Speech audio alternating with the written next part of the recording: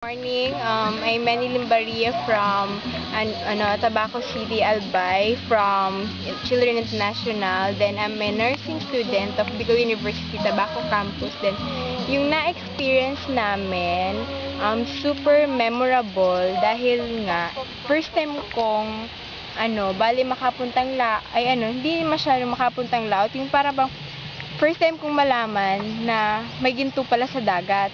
Yun, bas dun ko na-experience yung ibang klaseng experience na parang dun sa amin di mo talaga ma-feel or di talaga imposible mo talagang ma-experience yun, parang ganon. Tapos dun sa family, yun nga, dito nga, yung first 2 weeks nga, first 2 days ko nga dito, parang gusto ko nang umuwi.